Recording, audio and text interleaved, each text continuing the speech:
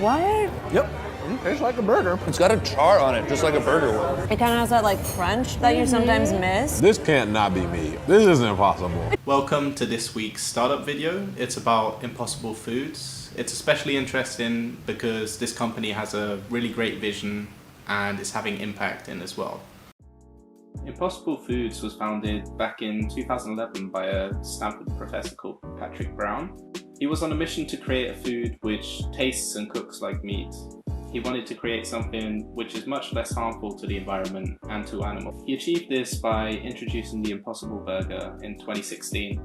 Since then, Impossible Foods has raised a total of 1.3 billion and is available in over 5,000 restaurants.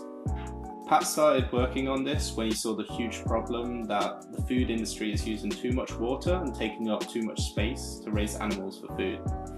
This industry is the biggest polluter, having a bigger impact than even the transport industry.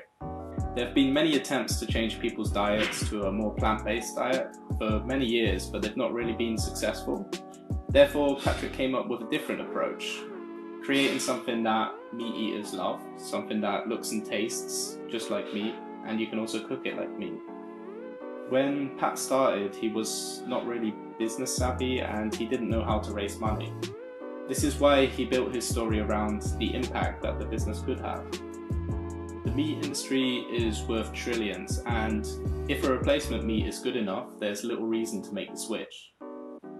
Pat also often talks about the fact that beef itself cannot innovate and improve. It's been the same since humans have been eating beef, and cows can't just magically change.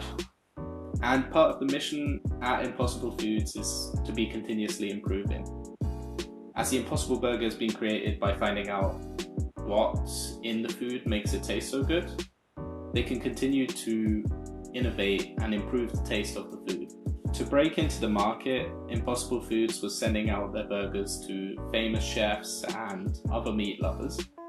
This was done to find out if they'd really created something that is competitive with real burgers. If they could convince the meat lovers, then they could really convince anyone. They then decided to roll out their burgers to select restaurants in 2016, and due to a high demand and success of the burger, they built a plant which can roll out 1 million pounds of plant-based burgers per month.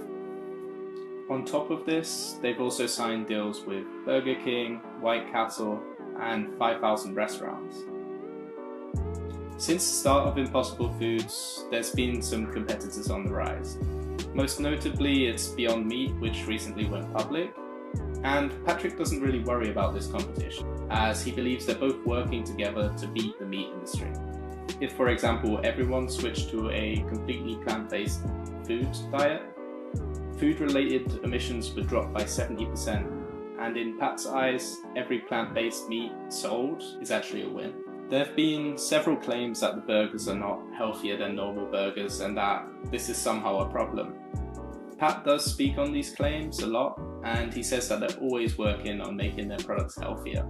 Of course, there are healthier alternatives like salads and so on, but what they're trying to do is convince people, instead of eating a meat burger, to eat a plant-based burger. And the impact this can have is much more important than it being healthy, at least to start. First, they need to convince the people to eat less meat by offering a tasty alternative, and then they will start focusing on making it even healthier than it already is.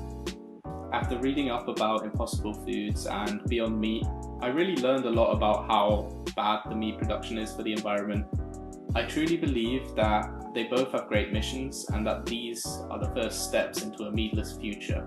I really think that one day people will be eating burgers and saying, "Crazy that we used to make these out of cows." People aren't going to make the change themselves, for example, eating less meat or choosing the most sustainable transport. This is why businesses really have the responsibility to make products which allows consumers to make the easy choice and using the product which is actually best for the planet. That's why I love this company. They're making a product which is better in every way, the taste, the price, and for the environment, making it really the best option for everyone. Thank you for watching. As always, please let me know what you thought in the comments and subscribe if you want to see some more.